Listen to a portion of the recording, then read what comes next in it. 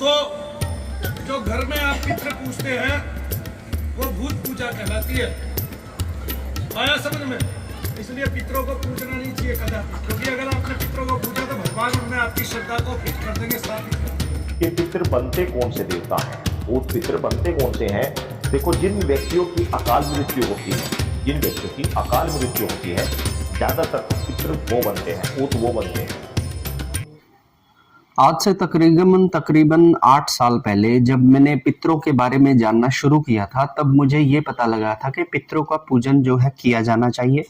पितरों को पूजने से हमारे घर के अंदर मतलब सुख समृद्धि आती है, और कहते हैं कि जब हमारे पितर हमसे नाराज हो जाते हैं तो हमारे बड़े बड़े कामों में बाधा आने लगती है। ठीक है, जैसे हमारे व्यापार ठप हो जाते हैं, नौकरी के अंदर दिक्कत आने लगती है, ब्याह शादी विवाह में दिक्कत आने लगती है, संतान की उत्पत्ति में दिक्कत आने लग जाती है, घर के अंदर कलेश बढ़ जाता है और हमें अपने ही लोगों से धोखा मिलना शुरू हो जाता है। जब ये सब लक्षण हमें मिलने लगे तब समझना चाहिए कि हमारे पितर हमसे रुष्ट हैं। तो पितरों को मनाने के लिए जो मेरे माता पिता थे, तो वो एक स्थान पर जाते थे जहां पर बहुत समय से पितरों को एक स्थान दिया हुआ था। वहां पर जाकर हम लोग साल में एक बार अपना माथा टेक कर आते थे, धूप बत्ती कर आते थे, और इससे हमारे जो पितर हैं वो माने हुए रहते थे। ठीक है, फिर कुछ सालों के बाद जब मैं एक प्रोफेशन में आया, अपने इस साधना जगत के प्रोफेशन में आया, तब मैंने देखा कि बहुत सारे लोग मतलब जिनको प्रेत बाधा है, उसमें से 40% ये वो लोग थे जिनको उनके पितरों से ही बाधा होने लगी। ठीक है, अब मैंने यहाँ पर कई लोगों की बातें सुनी है कि पितरों का पूजन नहीं करना चाहिए क्योंकि पितृ प्रेत रूप में आपको परेशान करता है। ठीक है, दूसरी तरफ मैंने गरुड़ पुराण पढ़ी जहां पर एक प्रजापति रुचि और उनके पितरों का एक संवाद है, जिसके स्क्रीनशॉट मैं आपको दिखा दूंगा, जिसमें बताया गया कि किस तरह से पितरों ने, शास्त्रों में बताया है कि किस तरह से पितरों का अर्पण तर्पण करना हमारे लिए जरूरी है। अब एक तरफ जहां पर मैं ये देखता हूं कि पितरों की समस्याएं आ रही हैं, जहां पर लोग पितरों से परेशान हो रहे हैं, वहीं दूसरी तरफ हमारे शास्त्र ये कहते हैं कि हमें अपने पितरों का पूजन करना चाहिए। ठीक है, एक तरफ पितरों ने हमारे शरीरों के अंदर दर्दों को बिठा दिया है, हमारे तरह तरह के रोग हमारे शरीर में डाल दिए हैं, पितरों का पूजन कर करके बुरे हाल कर दिए पूरे घर के, हमारी गृहस्थी उजाड़ रखी है कुछ घरों की पितरों ने। वहीं दूसरी तरफ में हम देखते हैं कि जो भागीरथ हैं, उन्होंने गंगा को उतारा था सिर्फ अपने पितरों के अर्पण तर्पण को पूरा करने के लिए। तो क्या शास्त्र कहते हैं और क्या है इसकी रियलिटी? क्या सच में पितर हमें दुख देते हैं या पितर हमें सुख देने के लिए बने हुए हैं? तो क्या है इसके पीछे की सच्चाई? सबसे पहले मैं आज आपको एक चीज बता देता हूँ कि हरियाणा के अंदर, राजस्थान के अंदर एक और चीज यहाँ पर चलती है कि जो व्यक्ति बिना शादी के मर जाता है उसे ऊत पितर का नाम दिया गया है। वो लोग पितृलोक में जो बैठे हैं पितर, उनको पितर ना मानकर कहते हैं कि घर के अंदर कोई जब मर जाता है अकाल मौत, तो उसको ही पितर बना देते हैं और उसको ही पूजना शुरू कर देते हैं। ठीक है, तो यहाँ पर 3 चीजें मैंने आपके सामने रखी हैं। आज मैं आपको अपने 10 साल के एक्सपीरियंस से ये बताऊंगा कि सच में किन पितरों का पूजन किया जाना चाहिए और किन पितरों का पूजन नहीं किया जाना चाहिए। ठीक है, अगर आपने मेरी पिछली 2 वीडियोस जो मैंने पितरों पर बनाई है नहीं देखी हैं, तो आप अभी जाकर देख लीजिए, ताकि उससे आपको पितरों का एक कॉन्सेप्ट क्लियर हो जाए। ठीक है, अब बात करते हैं पितरों की कि पितर सबसे पहली बात होते कौन है? हमारे घर का कोई भी सदस्य जो मृत्यु को पा लेता है। देख लीजिए, आज मैं बता रहा हूं आपको पितर कौन होता है। हमारे घर का कोई भी सदस्य जो मृत्यु को पा जा रहा है, वो हमारा पितर लगता है। ठीक है, वो गति करके अगर पितरलोक तक पहुंच जाए, that means he is a पितर देवता। और अगर वो गति करके पितरलोक तक ना पहुंच पाए, बीच के लोकों में अटक जाए या फिर इसी लोक के अंदर अटक जाए, तो वो कहलाता है ऊत पितर। ठीक है, अब बात आती है कि पितरों का पूजन किया जाना चाहिए या नहीं किया जाना चाहिए। सबसे पहली चीज, जो पितरलोक तक पहुंच गए हैं, कहते हैं कि शास्त्रों में एक चीज भी बताई गई है कि पितरलोक का स्थान देवलोक से भी ऊपर बताया गया है। ठीक है, वहीं पे गरुड़ पुराण के अंदर जो प्रजापति रुचि और उनके पितरों के बीच में संवाद है, वहां से यह भी स्पष्ट रूप से निकल कर आता है कि हमारे घर में जो पितर होते हैं वो हमारी वंशावली को आगे बढ़ाने में पूरी सहायता करते हैं। लेकिन अब हमारे घर का जो पित्र है वो खराब हो गया है। मान लीजिए किसी ने विवाह से पहले सुसाइड कर लिया या एक्सीडेंट में उसकी मौत हो गई, तो उसके मन की कई इच्छाएं दबी रह गई, या फिर उसको बहुत सारी ऐसे शराब पीने की आदतें थी, काम वासनाएं बहुत ज्यादा अधिक थी। वो व्यक्ति अगर मर गया तो उसकी जो है गति नहीं होगी। अब अगर हम उस पितर को स्थान देकर उसको पूजना शुरू करेंगे तो मैं गारंटी देता हूं अगले 5 से 6 साल में आपका घर बर्बाद होकर ही रहेगा।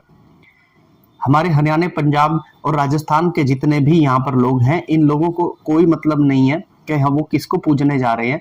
वो किसी ऐसे ऊत पितर को ही अपना पितर मान लेते हैं, और उनके पूरे घरों में ये थ्योरी है कि हर घर के 1 या 2 ही पितर होते हैं। जो अकाल मौत मर गया वो समझ लीजिए हमारा पितर है। लेकिन ये नहीं पता कि जो अकाल मौत मर है ना, वो तुम्हारे घर का ऊत पितर है। तुम्हारे घर के जो पितर हैं वो पितरलोक में बैठे हैं, जो एक्चुअल में तुम्हारे पे कृपा करेंगे। ये जो नीचे बैठा है ये कभी कृपा नहीं करेगा, ये सिर्फ तुम्हें दुख देगा। तुम इसको भोग में खीर दोगे, ये तुम्हारी आके टांग तोड़ देगा। ठीक है ना? तो आपको पूजा करना है, किसकी पूजा करनी है? जो पितरलोक में है। वो कब आते हैं हमारे घर में? वो आते हैं पितृ पक्ष के अंदर। जब हमारे 15 दिन का पितृ पक्ष लगता है तो वो 15 दिन के पितृ पक्ष में हमारे पितृ आते हैं, हमारे घरों में भ्रमण करते हैं। उनको उस समय पे अर्पण तर्पण पंडित को भोज देकर हमें उनका पूजा करनी होती है। लेकिन अगर हम पितृ पक्ष के अलावा उनकी पूजा करते हैं, ठीक है ना, उनको तरह तरह के भोग हर अमावस को दे रहे हैं, हर पूर्णिमा को दे रहे हैं, तो लिखित में रख लीजिए एक दिन ना एक दिन आपको भी प्रेत बाधा जैसी समस्या आपके घर में उत्पन्न हो जाएगी। क्योंकि आपको नहीं दिख रहा ना कि आपके घर में जो मरा है वो सही गति को गया है या गलत गति को गया है। तो इसीलिए शास्त्रों में तो लिखा है कि पूजा पाठ कीजिए, पितरों का अर्पण तर्पण कीजिए, लेकिन आप उनको पूरी तरह से पकड़कर मत बैठ जाइए कि अपने घर में जो भी सामान लगा उसका भोग आपने पितरों को लगा दिया। आपने घर में कोई भी ऐसी चीज कर दी तो उसका भोग लगा दिया। घर में कोई अकाल मृत्यु में मर गया तो उसको पितर मान के पूजना शुरू कर दिया। तो ऐसा कर कर आप उसकी गति को भी प्रतिबंधित कर रहे हैं। ये पाप आपके सर पे भी मढ़ा जाएगा। और आप जिसको पूज रहे हैं, आप वही बनना शुरू हो जाएंगे। आपकी मृत्यु के बाद आप अपनी गति को भी ब्लॉक कर देंगे, उसकी गति को भी ब्लॉक कर देंगे। कहते हैं ना, जो भूतों प्रेतों को पूजा करता है वो भूत प्रेत की योनि को पाता है, जो पितरों का पूजन करता है वो पितरों की योनि को पाता है, और जो ईश्वर का पूजन करता है वो ईश्वर की योनियों को पाता है। तो आपने अगर पितरों को ही इतना ज्यादा पूज लिया अपने कल्याण के लिए, तो आपने अपनी गति को ब्लॉक कर लिया। अर्पण कीजिए, तर्पण कीजिए, दाह संस्कार, अन्य भी संस्कार अच्छे से कीजिए। पितृपक्ष के समय पे पितरों को याद कीजिए। पितृपक्ष के समय पे पितरों के जो उपकार उन्होंने तुम्हारे परिवार पर किए हैं उनको याद कीजिए। अगर आप उनका तिरस्कार करते हैं तो उस चीज को आज ही बंद कीजिए, क्योंकि ये चीजें भी पितरों का दोष को बढ़ा देती हैं। अगर कोई अकाल मृत्यु मर गया तो उसके लिए भगवान से प्रार्थना कीजिए। भोग लगाना हो तो भगवान को लगाइए, आप उस पितर को ही भोग ना लगाइए, क्योंकि जैसे जैसे वो पितर आपके भोग लेगा वो ताकतवर हो जाएगा और वो आपको नुकसान पहुंचाएगा। तो सही क्या है, गलत क्या है? बिल्कुल सही कहा गया है शास्त्रों के अंदर कि पितरों का पूजन जरूरी है, लेकिन वो पितर जो पितरलोक में बैठे हैं, और जो पितर यहाँ घूम रहे हैं जिनको आप पितर बनाकर पूज रहे हैं वो प्रेत ही है। उसका प्रेत का पूजन करोगे तो वो आपको और जोर से डंडा मारेगा। जितना खिलाओगे उतनी ताकत उसमें आएगी और जोर से आपको वो पीटा करेगा। तो उनको नहीं पूजना। अगर आपको सच में पितरों का दोष को हटाना चाहते हो ना, तो दान दीजिए, लोगों को भोजन करवाइए, भूखों को, जरूरतमंदों को भोजन करवाइए, दान दीजिए, भगवान की कथाओं का श्रवण कीजिए, भजनों को सुनिए, भजन चलाइए अपने घर के अंदर, व्रत कीजिए, उपासनाएं कीजिए, हर बड़े तीज त्योहार पर ईश्वर के मंदिरों को जाइए।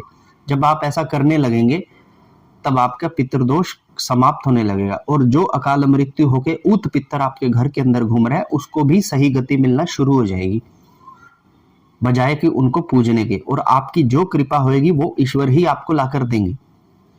तो इस चीज को समझिए, तब आप समझ पाएंगे कि पितरों का पूजन सही है या पितरों का पूजन गलत है।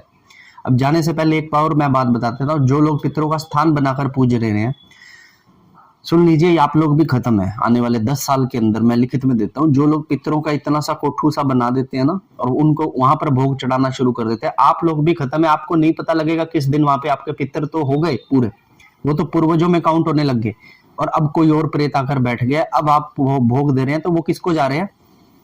उस प्रेत को। अब वो प्रेत जब उस खाने को खा रहा है जो आप चढ़ा रहे हो, उसको खा रहा है, आपने जो दीपक लगाया उस दीपक को ग्रहण कर रहा है, तो उस प्रेत की ताकत बढ़ गई।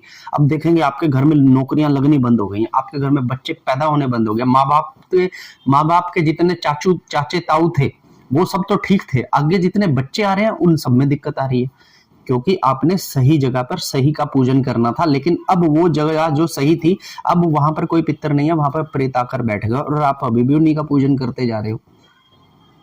तो इसीलिए मैं कहता हूं कि बहुत सोच समझकर दीप जलाइए, अगरबत्ती कीजिए, और पितरों का पूजन सही है या गलत, अब ये आप अपने ऊपर से निर्धारित कर लीजिए कि मेरे घर में किसकी गति सही गई है और किसकी गति सही नहीं गई। हमेशा ईश्वर के सामने ही नतमस्तक होइएगा और किसी के सामने ज्यादा नतमस्तक ना होइए। पितरों का पूजन पितृपक्ष में ही कीजिए, अलग से उनको अमावस के भोग ना निकालिए।